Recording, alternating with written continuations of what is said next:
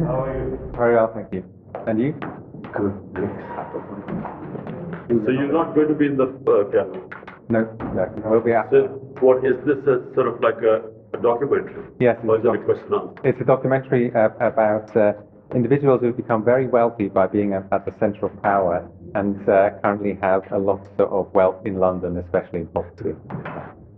अस्सलाम वालेकुम नाज़रीन, मैं हूं इरफान हाशमी और आपको प्रोग्राम में खुशामदीद कहता हूं। सबसे पहले आज की अहम खबरें और चंद अहम सवालात। एक शहबाज शरीफ का इंटरव्यू उनकी अपनी ज़ात के ऊपर किस तरह भारी पड़ने वाला है, उन्होंने किस अंदाज में और किस मकसद के तहत अपने भाई नवाज शरीफ से ला ताल्लुकी का इजहार किया, और हाउस ऑफ शरीफ अपने भतीजों और लंदन की जायदादों के हवाले से शहबाज शरीफ साहब क्या कहते हैं, और फिर उन्होंने आईबी के किरदार के ऊपर भी बात की। वज़ीर-ए-आज़म हाउस में कौन फोन टैप करता रहा, व्यूअर्स इसकी तफसील मैं आज की इस नशिस्त में आपके सामने रखूंगा। और फिर व्यूअर्स आपको बता दें कि इमरान खान और शाह महमूद कुरैशी और शेख रशीद पर फर्द जुर्म 9 मई के मुकदमे में दर्ज होने जा रही है। कितने कारकुनों को पैगाम इमरान खान ने दिया, इसकी तफसील भी शामिल करेंगे आज की इस नशिस्त के अंदर।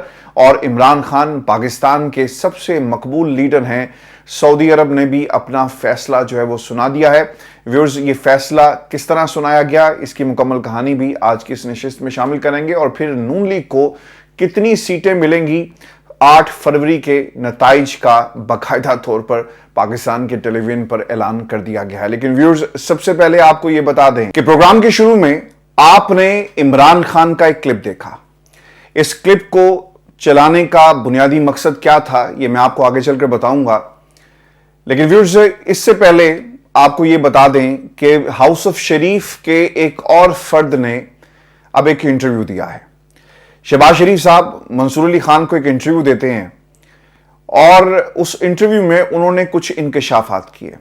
अब ये इंकशाफात किस नौयत के थे, इस पर तफसील से बात करने से पहले व्यूअर्स मैं आपको एक बता दूं कि हाउस ऑफ शरीफ में ना ज्यादा लोग जो हैं वो इंटरव्यूज नहीं देते, और बात अगर नवाज शरीफ साहब की आए तो वो सवाल का जवाब भी आपको उस वक्त तक नहीं देंगे जब तक वो तय ना कर लिया जाए और उसका जवाब नवाज शरीफ साहब को याद ना करा लिया जाए। पाकिस्तान में ऐसी मुतादिद एग्जाम्पल्स मौजूद हैं जब नवाज शरीफ साहब के इंटरव्यूज से पहले किस तरह उनकी तैयारी करवाई गई और फिर उनकी तैयारी के नतीजे में किस तरह कांट छांट उन इंटरव्यूज की जाती है। व्यूअर्स बरतानिया के अंदर मुझे कई बरस हो गए सहाफत करते हुए, और हमने नवाज शरीफ साहब को कभी भी कैमरों के लिए तैयार नहीं देखा, उन्हें तैयार करवाया जाता है। बहुत दफा हमने अपनी आंखों से यह देखा कि नवाज शरीफ साहब सीढ़ियों से नीचे उतर रहे हैं और फिर उनके हाथ में पर्ची है, और ये वो सवालात जो उनको पहले से लिखकर दे दिए जाते हैं मीडिया को भी और नवाज शरीफ साहब को भी, और फिर वो बाहर आकर उसका जवाब जो है वो रिकॉर्डेड कैमरों के सामने जो है वो बयान करते हैं, और फिर भी वो गलती कर जाते हैं। और एक दफा नहीं मुतादिद दफा हमने ये गलतियां जो है वो होते हुए देखी। आप अगर हार्ड टॉक के अंदर इसहाक डार साहब की बात करें तो वो आपको जरूर नजर आएंगे, लेकिन वहां पर भी वो तैयारी करके नहीं जाते और सख्त सवालों का आसानी से जवाब नहीं दे पाते, और वहां पर भी उन्हें मार पड़ती है।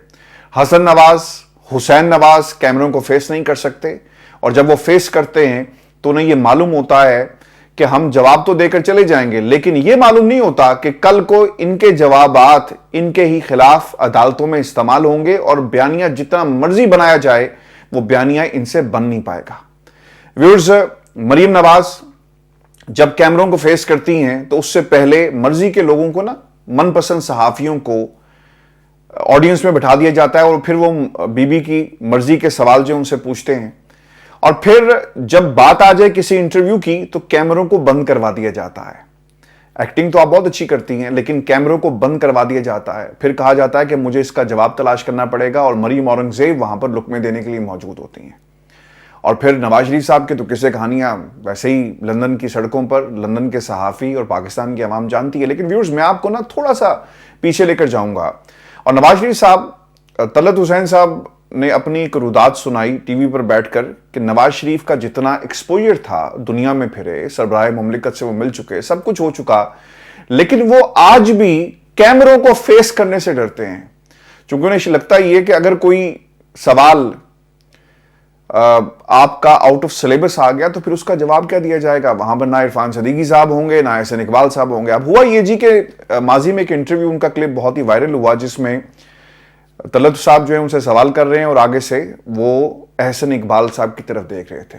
طلعت صاحب یہ بتاتے ہیں کہ یہ انٹرویو ظہر کے وقت اس کو سکیجول کیا گیا, ظہر عصر سے مغرب, اور پھر آپ کو پورے کا پورا جو سیٹ اپ ہے وہ چینج کرنا پڑا کیونکہ یہ دن کا انٹرویو تھا. لیکن کئی گھنٹے گزر گئے اور وہ اس انٹرویو کی تیاری جو ہے وہ نہیں ہو سکی. اور پھر یہ بھی انہوں نے بتایا کہ پیچھے سے اشارے کیے گئے اور میاں نواز شریف کو باؤ جی کو بار بار بتایا گیا کہ میاں صاحب انج کر لو, تسی ذرا زیادہ بول گئے ہو, اینو ذرا مائنس کر دو. اور اس طرح نواز شریف صاحب کا جو ہے نا وہ انٹرویو ہوتا ہے. آپ نے ایک بات نوٹ کی ہے, اگر نہیں کی تو میں آپ کو بتا دیتا ہوں کہ نواز شریف صاحب آپ کو جلسوں میں تو نظر آ رہے ہیں لیکن انہوں نے آج تک یعنی جب سے وہ باہر گئے پاکستان میں کسی صحافی کو 1-to-1 انٹرویو کیوں نہیں دیا. مریم دے چکی, شہباز شریف صاحب نے بھی دے دیا, اس کا بھی ہم پوسٹ مارٹم کریں گے, لیکن نواز شریف صاحب آپ کو انٹرویو دیتے ہوئے نظر نہیں آئیں گے کیونکہ انہیں معلوم ہے کہ اگر ہم 1-on-1 بیٹھ گئے تو ہمارے سے میرٹ پر سوالات ہوں گے اور کوئی ایسا سوال اگر پوچھ لیا گیا جس کا جواب میرے پاس نہ ہوا تو بھائی میں تو یہ بھی نہیں کہہ سکتا اس کیمرے کو بند کرو اور دوبارہ سے سوال پوچھو, کیونکہ اگر یہ ہو گیا کوئی نہ کوئی شرارتن اس کو ریکارڈ کرے گا اور سوشل میڈیا پر پھینک دیا جائے گا. ویورز, اب آ جاتے ہیں عمران خان کے اس کلپ کی طرف جو میں نے پروگرام کے شروع میں آپ کو دکھایا. یہ فرق ہے جی ہاؤس آف شریف کے لوگوں میں اور عمران خان میں.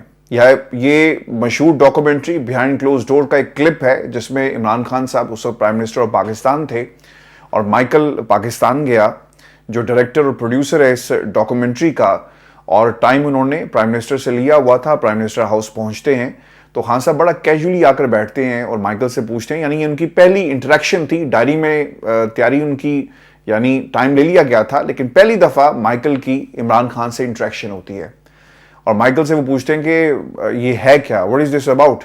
تو آگے سے جواب ملتا ہے کہ ایک ڈاکومنٹری ہے اور پھر وہ خان صاحب ان سے پوچھتے ہیں کہ کیا تم بھی اس ڈاکومنٹری میں ہو گئے یا پیچھے سے آواز آئے گی. تو انہوں نے کہا نہیں جی آپ سے سوال ہوگا, you have to look towards me and that will be one-on-one interview but I won't be in the camera. اور پھر خان صاحب جو ہیں وہ پاکستان میں اور پاکستان کا جو پیسہ تھا, کرپشن کا پیسہ باہر کیسے پاک کیا جاتا ہے اس کے بارے میں وہ گفتگو شروع کر دیتے ہیں. تو یہ فرق ہے جی ایک ایسے لیڈر میں جسے بولنے کے لیے تیاری کی ضرورت نہیں ہے, اس کا ایک ایکسپوجر ہے, وہ پاکستان کے حالات کو سمجھتا ہے, پاکستان کی عوام کو سمجھتا ہے کیونکہ وہ ان میں سے آیا, وہ امپورٹ نہیں کیا گیا, وہ کسی فیکٹری میں بنایا نہیں گیا, اس نے ایسے ہی ایبسولوٹلی ناٹ نہیں کہہ دیا تھا کیونکہ اسے معلوم تھا اس کے دشمنوں کو کہ جس طرح اس نے ایبسولوٹلی ناٹ کہا ہے نا یہ پاکستان کی قوم کو آگے لے جائے گا, لہٰذا اس سے پہلے کہ یہ قوم کو آگے لے کر جائے ہمیں سے پیچھے کو دھکیلنا ہے اور پھر عمران خان کے خلاف جو ہے وہ سازش ہو جاتی ہے. تو ویورز یہ فرق تھا عمران خان کے انٹرویو میں اور اس کی واضح دلیل میں نے ویژولز کی شکل میں آپ کے سامنے رکھی. اور پھر سوشل میڈیا پر میمز کی بھرمار ہے ہاؤس آف شریف کی, جنہیں تیاری کروانی پڑتی ہے, جنہیں ٹیوشن پڑھانی پڑتی ہے, اور جب سوال آؤٹ آف سلیبس آ جائے تو پھر یہ پروفیسر صاحب یعنی احسن اقبال صاحب کی طرف دیکھتے ہیں. تو یہ ایک واضح فرق ہے. ویورز آج کیا ہوا, شہباز شریف صاحب ہتے چڑھے ہیں جی منصور علی خان کے, اور عام طور پر یہ ایک تاثر دیا جاتا ہے منصور علی خان کے بارے میں کہ جناب وہ ون سائیڈڈ یا خان صاحب کے خلاف بہت بولتے ہیں. لیکن مجھے آج اس انٹرویو سے ایک چیز تو یہ بڑی واضح ہو گئی کہ بہت سارے سوالات ایسے تھے جہاں پر منصور نے ان لوگوں کو یعنی شہباز شریف صاحب کو جو ہے وہ مشکل میں ڈالا. اور بہت سارے ایسے سوالات ہوتا نا کہ آپ کے سامنے ایک انٹرویو چل رہا اور میں نے اس انٹرویو کو دیکھا تو مجھے جب لندن کی بات آئی, جدادوں کی بات آئی, کیونکہ میری کافی ریسرچ ہے, میں نے کافی زیادہ انویسٹیگیشن بھی کی اور بہت ساری سٹوریز جو ہیں وہ شاید ٹیلی ویژن پر یا ہمارے پلیٹ فارم پر بھی نہیں چلی اور انشاءاللہ بہت جلدی چلیں گی بھی. تو مجھے نا بار بار اندر سے ایک چیز میرے دل میں بار بار یہ آ رہی تھی کہ یار یہ بھی سوال کرو, یہ کیوں نہیں کیا. نیشنل کرائم ایجنسی کی بات ہوئی تو میں نے وہاں پر اپنے آپ سے یہ ضرور سوال کیا کہ یار تم حسن نے جو جدادیں اور جو ڈیل ہوئی تھی آپ کی ملک ریاض صاحب سے اس کا ذکر کیوں نہیں کیا. تو دھڑل کر کے وہ سوال بھی جو ہے وہ منصور علی خان صاحب نے پوچھا. میں ویورز آپ کے سامنے اب اس انٹرویو کی کچھ چیزیں رکھ دیتا ہوں جس سے پتہ ہی چلے گا کہ شہباز شریف صاحب کی کتنی تیاری تھی اس انٹرویو کو دینے کے لیے. اور عام طور پر شہباز شریف صاحب پریس کانفرنسز, حسن رضا نے جو ایک رپورٹر ہے نمائندہ خصوصی لاہور کا, دنیا ٹیلی ویژن میں کام کرتا ہے, ہمارا دوست بھائی, उसने ट्वीट करके कहा कि मेरे सवाल को एडिट कर दिया गया। तो ये पुरानी एक रविश है, क्या चलेगा क्या नहीं चलेगा हाउस ऑफ शरीफ से, हमने यही देखा, मर्जी के सवालात, और जो मर्जी का सवाल नहीं करता तो फिर उसे नौकरी से हाथ धोना भी पड़ता है। व्यूअर्स, आपको बता दें, काफी अरसे के बाद शहबाज शरीफ साहब टेलीविजन पर जलवागर हुए, लेकिन नवाज शरीफ साहब कब जलवागर होंगे ये बाबूजी खुद ही बता सकते हैं। व्यूअर्स, पहला सवाल जो मंसूर अली खान साहब की तरफ से किया गया वो ये कहते हैं कि ये जो लंदन की एवनफील्ड अपार्टमेंट्स हैं शहबाज शरीफ साहब, आपको ये मालूम है कि ये जायदादें किसकी हैं, कौन मालिक है इनका? तो इसके ऊपर उनके पास कोई जवाब नहीं था, और वो बार बार ये कहते रहे कि यार ये मेरी जायदाद नहीं है, ये नवाज शरीफ की जायदाद है, हमारी भाइयों की जो जायदाद थी हमारे वालिद साहब ने तकसीम कर दी, अब ये उनका मामला है, आप ही उनसे सवाल कर सकते हैं। फिर भाइयों की जायदाद, अब दूसरे भाई को जिस अपार्टमेंट के अंदर आप एक दफा नहीं 1000 मरतबा गए होंगे, और इतनी दफा जाने के बावजूद जब ये केसेस चले, क्या कभी किसी भाई ने दूसरे से पूछा नहीं होगा कि भाईजान ये जायदाद जड़ी साड़ी हैगी है ते देखो मीडिया बहुत आहो बका और पनामा में इसका बाकायदा जिक्र आ गया, तो कम से कम ये तो बता दें हम कि ये जायदाद है किसकी, और अगर मुझसे कोई सवाल होगा तो मैं तो जाकर मीडिया को कम से कम हैंडल कर लूंगा बीइंग द प्राइम मिनिस्टर, और ये मेरे लिए बड़े ही दुख की बात होगी कि अगर मुझे पता ना हो। लेकिन व्यूअर्स, इन्होंने चालाकी पता क्या की है, हसन नवाज के इंटरव्यूज आज भी उनके मुंह पर बाकायदा चलाए जाते हैं, हुसैन नवाज की गुफ्तगू चलाई जाती है। कामरान खान को इंटरव्यू दिया, जब वो दिया जा रहा था तो आई वॉज इन दुनिया टेलीविजन, मुझे अच्छी तरह याद है कि उस वक्त क्या हुआ। फिर आपको ये भी बता दें कि मरियम की वो एक मशहूर जो उनका जुमला था कि मेरी जायदादें कहाँ, कौन सी जायदादें, ये कहाँ से निकाल कर ले आए मेरी जायदादें, मेरी तो पाकिस्तान तो क्या दुनिया में कहीं जायदादें नहीं है। तो ये चीजें अब इनके खिलाफ इस्तेमाल हुई, एक बयानिया आप जितना मर्जी बनाने की कोशिश करें, जब तक पनामा पेपर्स में इन जायदादों का जिक्र नहीं हुआ था तो किसी को कुछ मालूम नहीं था कि यार कोई बेनिफिशियरी इन जायदादों का, कुछ जायदादें लंदन में मौजूद हैं और इनका मालिक कौन है।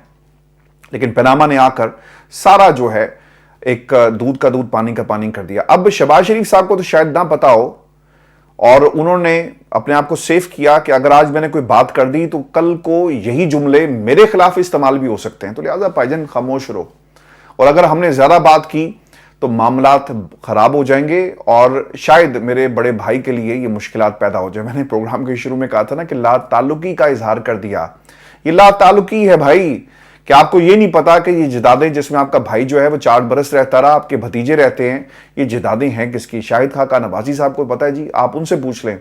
वो ये कहते हैं कि शरीफ खानदान ने 1991-92 में फ्लैट्स खरीदे थे, और उस वक्त कारोबारी आदमी यहाँ किसी को पैसे देते थे तो वहां पैसे मिल जाया करते थे, यानी हलाल तरीके से बाकायदा पैसे जो हैं वो बाहर भेजे जाते, जिसे गालबन हवाला कहा जाता है। चूंकि उन्होंने ये कह दिया कि मेरी फैमिली का मुझसे पूछें, तो उनसे सवाल किया गया कि हमजा शहबाज शरीफ साहब जो हैं क्या उनके नाम कोई टीटीज गई, या जो टीटी केस था इसका क्या हुआ? तो इस पर शहबाज शरीफ साहब ये कहते हैं कि हमजा शहबाज के अकाउंट का हमजा से पूछें, मेरा कारोबार से कोई ताल्लुक नहीं। यानी एक जुमले में उन्होंने हमजा शहबाज शरीफ को खानदान से आग कर दिया। आप अपने बच्चों के कहने सुनने में नहीं है, या फिर उनकी अच्छे बुरे में नहीं है, तो फिर मेरा ख्याल है कि ये ला ताल्लुकी और आग कर देना ही औलाद को बेहतर होगा। क्योंकि जिस अंदाज में उन्होंने ला ताल्लुकी अपने बड़े भाई और बेटे से शो की, तो मुझे लगता है ये है कि अब ये ना आहिस्ता आहिस्ता और संभल कर ये खेल रहे हैं। इन्हें मालूम है कि आज अगर हमने कोई ऐसी बात कही तो यकीनन हमारे खिलाफ जो है वो इस्तेमाल की जा सकती है। फिर उनसे ये भी सवाल किया गया कि आपके जो दोनों भतीजे हैं उनकी शहरियत क्या है, क्या ये दोहरी शहरियत रखते हैं, क्या ये ब्रिटिश नेशनल हैं, ये सवाल उनसे हुआ। तो आपको याद होगा कि एक बड़ा जुमला ना मशहूर हुआ था हुसैन नवाज का कि पाकिस्तान का कानून जो है वो हम पर लागू नहीं होता और बरतानिया का कानून जो है वो हम पर लागू होता है। तो इस तनाजुर में ये सवाल जो है वो उनसे किया गया। तो उसके ऊपर उन्होंने कहा कि जनाब मुझे क्या पता, आप उनसे पूछें, मेरा एक भतीजा है और उसके पास होगी। फिर उन्होंने कहा कि सवाल उनसे हुआ कि क्या उनके पास वर्क परमिट है, तो उन्होंने कहा कि नहीं जी, एक सेटलमेंट है, यानी indefinite to leave to remain जो है उसका उन्होंने जिक्र किया। तो शहबाज शरीफ साहब अपने भाई के हवाले से, अपने खानदान के लोगों के हवाले से, अपने भतीजों के हवाले से, अपने हाउस ऑफ शरीफ के हवाले से, आज मुझे खुशी इस बात की हुई कि हमारा ये जुमला था कि हाउस ऑफ शरीफ, तो आज उन्होंने हाउस ऑफ शरीफ अपने जुबान से कहा और आज उन्होंने मान लिया कि जनाब एक सल्तनत है اور اس سلطنت کا نام ہاؤس آف شریف ہے. ویورز, نواز شریف صاحب کی مرسیڈیز کے حوالے سے بھی کہا گیا کہ قیمت جو اس کی 40 لاکھ سے زیادہ کی تھی وہ صرف 6 لاکھ روپے میں جمع انہوں نے کروا کر لے لی. تو اس پر انہوں نے کہا جی کہ قانون کے مطابق جو ہے وہ کارروائی ہونی چاہیے. اب ٹی ٹیز کے بارے میں انہوں نے کہا کہ میرے اکاؤنٹ میں کوئی ٹی ٹیز آئی ہے تو میں اس وقت یعنی اسی وقت جو ہے استعفیٰ دے دوں گا. یعنی وہ آپ کو ٹی ٹیز کے معاملے سے بھی پیچھے نظر آئے. پھر جائیدادیں لندن میں اس کا انہوں نے ذکر کیا کہ جناب بالکل ہے. لیکن ویورز, میرے لیے جو سب سے اہم بات تھی نا, ایک نیشنل کرائم ایجنسی, میں آپ کو نا یہ آن ریکارڈ بات کر رہا ہوں کہ کوئی سرٹیفکیٹ آج انہوں نے دعویٰ کیا کہ جی ہمیں دے دیا گیا.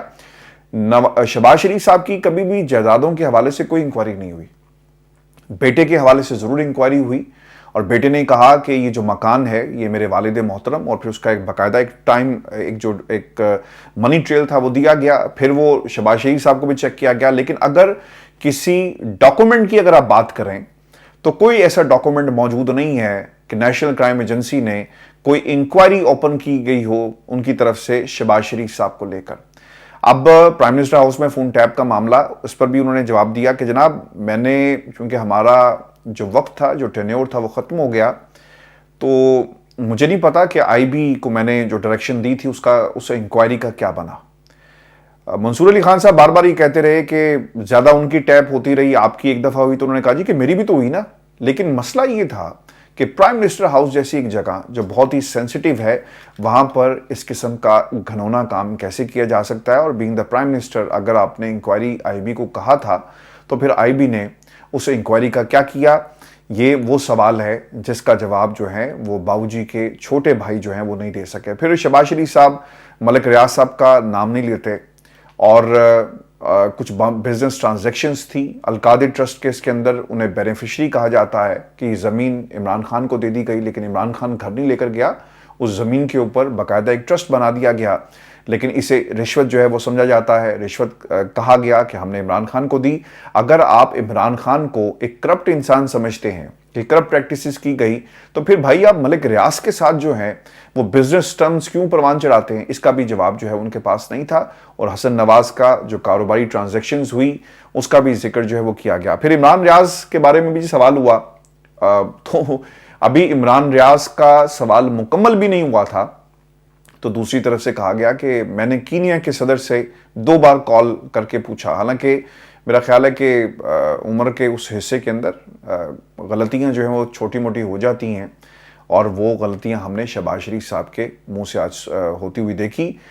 میرے بھائی نے کبھی کسی آرمی چیف کے بارے میں بات نہیں کی. جنرل باجوہ کے بارے میں اور جنرل فیض حمید کے بارے میں جو کچھ انہوں نے گجرانوالہ کی تقریر کے اندر کہا, شاید پاکستان کی عوام جو ہے وہ اتنی بیوقوف نہیں ہے میاں صاحب, انہیں پتہ ہے. اور یہ سوشل میڈیا کا دور ہے, اور آپ فوجی جرنیل جتنے بھی تھے ان کے بارے میں کیا کہتے رہے, یہ قوم کو پتہ ہے, معلوم ہے. اور میں آپ کو نا آخر میں جو سوال ان سے یہ ہوا نا کہ عدم اعتماد, تو اس کے اوپر بھی انہوں نے ایک بات آج کنفیشن جو ہے, اسے میں کنفیشن سٹیٹمنٹ کہوں گا, چونکہ وہ یہ کہتے ہیں کہ اگر جنرل باجوہ نے ہمیں یہ کہا تھا کہ اگر آپ عدم اعتماد نہیں لے کر آئیں گے تو پھر ہم فوری طور پر الیکشن جو ہے وہ کروا دیں گے. تو اس کا مطلب یہ ہوا کہ پاکستان کے اندر عمران خان کی حکومت کو گرا کر اپنے مقدمات کو آپ نے ختم کرنا تھا, قوانین کو بدلنا تھا, اور پھر جو پورے کا پورا سیاسی کھیل تھا, جو سیاسی بساط تھی, اسے اپنے کنٹرول میں کرنے کے بعد آپ الیکشن میں جانا چاہتے تھے. اس میں آپ بھرپور طریقے سے کامیاب ہوئے. جنرل باجوہ کو لالچ یہ تھی کہ ایک نئی حکومت آ گئی تو میں شاید ایکسٹینشن لے لوں گا. ان کو یہ لالچ تھی کہ نئے قوانین بنا کر ہم اپنے اوپر جو لگے ہوئے داغ ہیں ان کو دھو دیں گے, اور جتنے لوگ ہیں کرپشن کے جن کے اوپر الزامات ہیں, ان تمام لوگوں کو یہ ایک انتہائی اہم موقع ہوگا کہ وہ اپنے اوپر لگنے والے جو الزامات ہیں نئے قوانین بنا کر ہمیشہ کے لیے ان کو دفن کر دیا جائے. اچھا ویورز, میں نا آپ کو یہ بھی بتا دوں کہ اب 498 ملزمان اڈیالہ جیل, اور 9 مئی کا اب یہ مقدمہ جو ہے وہ چلایا جائے گا. اطلاعات یہ ہیں جی کہ اعجاز آصف 9 مئی کے جو مقدمہ ہے جی, اس میں 12 مقدمات میں جو لوگ نامزد ہیں ان کے حوالے سے اب یہ کیس چلائیں گے. شاہ محمود قریشی, عمران خان, اور بتایا جاتا ہے کہ ان دونوں کے اوپر شاید فرد جرم جو ہے وہ عائد کر دی جائے. آج یہ سماعت ہو رہی ہے اڈیالہ جیل کے اندر, اور اب کیونکہ خان صاحب نے 9 مئی کے کیسز کے حوالے سے ضمانت اور پھر دیگر معاملات کے اوپر جو ہے عدالتوں سے رجوع کرنا تھا. تو اب یہ چوتھا محاذ ہوگا جہاں پر عمران خان کو سزا جو ہے وہ بہت جلدی سنا دی جائے گی. ہم نے اس سے پہلے 28 گھنٹے جو ہے وہ سماعت مختلف مقدمات کی چلتے ہوئے دیکھی. اس سے پہلے پاکستان کی تاریخ میں شاید ہی ایسا کوئی وقت آیا ہو جب ایسی سماعت پاکستان کی عدالتوں میں عام آدمی کو دیکھنے کو ملی ہو. لیکن اب دوبارہ سے یعنی ایک چوتھا مقدمہ ہوگا جس میں خان صاحب کو یہ سزا جو ہے وہ سنا دی جائے گی.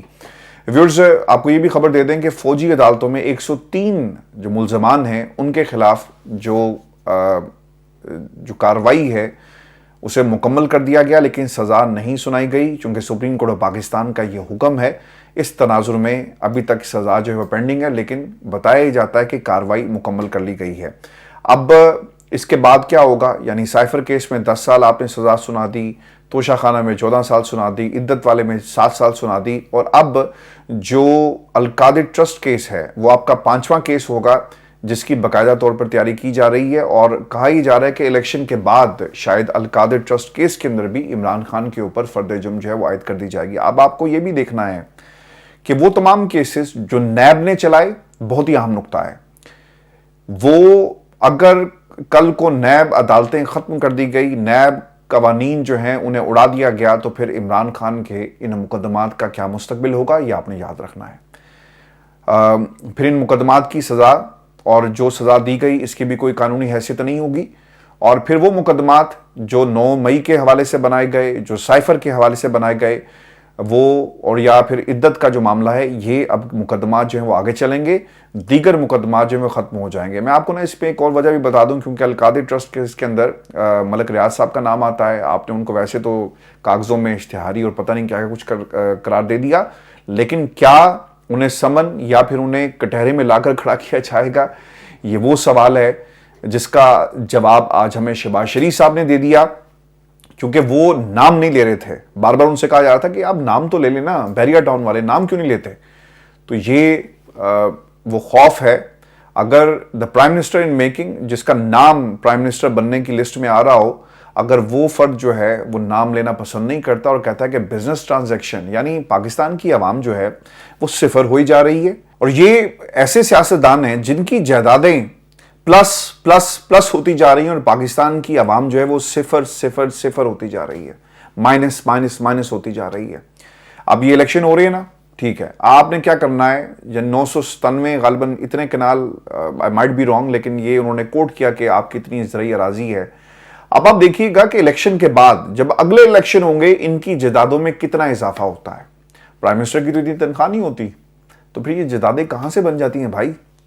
کیوں یہ اقتدار میں آتے ہیں؟ اس لیے آتے ہیں کہ انہوں نے کھانا ہوتا ہے اور اپنے ساتھ لوگوں کو ملا کر بھی یہ کھلاتے ہیں. اور پھر وہ جو جملہ ہے نا، پاکستانی قوم کا پتہ مسئلہ کیا ہے، کھاتا ہے تو لگاتا بھی تو ہے نا.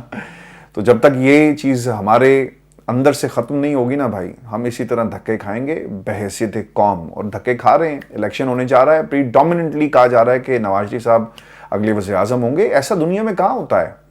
آمریت میں تو ضرور ہوتا ہے کہ فیصلہ آئے گا، وہی ماننا ہے، نہیں مانو گے تو اندر کر دیے جاؤ گے. لیکن جمہوریت میں اور جمہوریت کا یہ طرز عمل نہیں ہوتا. ویورز، خان صاحب کی مقبولیت کے حوالے سے اب ایک بڑی گواہی آ گئی ہے، اور یہ گواہی سعودی عرب کی طرف سے آئی، اور سعودی عرب نے یہ اپنا فیصلہ سنا دیا ہے. سعودی عرب کے جو میڈیا ہاؤسز ہیں یا پھر وہاں کی جو آرگنائزیشنز ہیں وہ اتنی فری نہیں ہیں کہ وہ اپنی مرضی سے کام کریں. اگر یہ ان کی طرف سے سروے کیا گیا اور یہ ایک اعلان کیا گیا تو سمجھیں کہ یہ سعودی عرب کا فیصلہ ہے.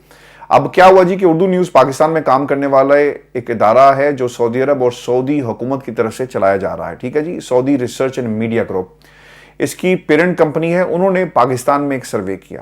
سروے کے مطابق 8 فروری کے انتخابات میں پاکستان کی اکثریت تحریک انصاف کو ووٹ دینا چاہتی ہے. اس کی رائے میں ملک کے آئندہ وزیر اعظم نواز شریف ہوں گے. سروے میں پاکستان پیپلز پارٹی کے بجائے جماعت اسلامی تیسری پسندیدہ جماعت جو ہے وہ اس کے طور پر سامنے آئی، اور 33.7% نے تحریک انصاف کو، 23% نے پاکستان مسلم لیگ نون کو، 21.6 نے جماعت اسلامی کو، جبکہ 5.6 نے پاکستان پیپلز پارٹی کے حق میں فیصلہ دیا. شاید یہ پنجاب میں پھرتے رہیں گے، سندھ میں نہیں گئے. اگر یہ سندھ میں جاتے تو شاید وہاں پر یہ نمبرز جو ہیں ڈیفرنٹ ہوتے اور جماعت اسلامی سندھ کی جماعت نہ بنتی، پاکستان کی جماعت نہ بنتی. सिर्फ पंजाब की हद तक शायद ये हो सकता है। फिर इन्होंने सर्वे में 7,159 अफराद ने हिस्सा लिया, जिसमें पंजाब से 37.7%, अच्छा जी सिंध से भी हैं जी 26.8%, और केपी से 23.4%, बलोचिस्तान से 8.3%। हालांकि वो सबसे बड़ा सूबा है रकबे के लिहाज से, लेकिन वहाँ पे आपको उस तरह से नुमाइंदगी लोगों को नहीं कोई भी नहीं देता जी। ये सिर्फ NGOs का मसला नहीं है, रिसर्च ग्रुप्स का मसला नहीं है। और इस्लामाबाद में 3.8% अफराद ने जो है अपनी राय का इजहार किया है। नई आने वाली हुकूमत के लिए सबसे बड़े मसले के बारे में पूछे गए सवाल में वो ये कहते हैं कि मईशत को सबसे बड़ा चैलेंज जो है वो बाकायदा तौर पर करार जो है वो दिया गया। अच्छा व्यूअर्स, अब ये जो सर्वेज आ रहे हैं ना, जिसकी बुनियाद के ऊपर मैंने ये कहा कि नताइज आ गए हैं, अब ये जो नताइज आ रहे हैं क्या बताते हैं? 40 से 50% जो वोटर है, ये टर्न आउट जो है वो हमें देखने को मिलेगा। अब इसका मतलब ये है कि अगर गैर मामूली तादाद में लोग बाहर निकले तो वो पाकिस्तान तहरीक इंसाफ का वोटर होगा। जो लोग घरों में बैठे रह गए यानी वो सिस्टम से उकता गए, तो शायद ये नंबर्स जो हैं वो कन्वर्ट ना हो। अब आज से कुछ अर्सा पहले जी एक सर्वे हुआ और पाकिस्तान मुस्लिम लीग नून को जो सीट्स दी गई हैं जी वो 95-90, और पाकिस्तान पीपल्स पार्टी को 50-55 के दरमियान, और आज़ाद उम्मीदवारान जो हैं वो 70 से 60, जबकि 35 से 30 दीगर पार्टियां जो हैं वो सीट्स जो हैं कौमी असम्बली की लेंगी।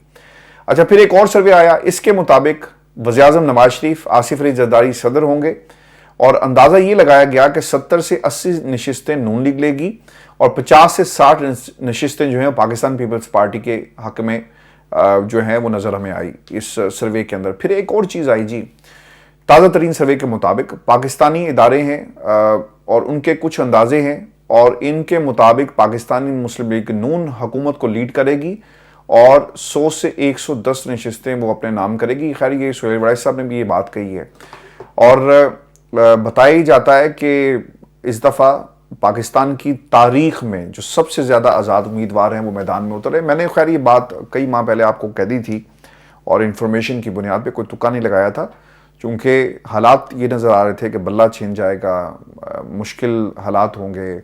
अगर बल्ला ना भी छीना जाता तो बहुत सारे लोग जो हैं वो आज़ाद हैसियत में इलेक्शन लड़ेंगे, और फिर उनको भी पाकिस्तान तहरीक इंसाफ के प्लेटफॉर्म से अलग करके दीगर जमातों की तरफ लेकर जाया जाएगा। तो आज़ाद उम्मीदवार एक बड़ी तादाद में इस वक्त इलेक्शन में मौजूद हैं। पाकिस्तान तहरीक इंसाफ के जितने भी उम्मीदवार हैं सारे के सारे आज़ाद हैं, और सबसे ज़्यादा जो उम्मीदवार हैं वो पाकिस्तान तहरीक इंसाफ ने इस इलेक्शन में फील्ड किए हैं। व्यूअर्स, ये आज का शो था हमारा। अपने कमेंट्स भेजिएगा, चैनल को जरूर सब्सक्राइब कीजिएगा। इजाज़त दीजिए, अल्लाह निगहबान।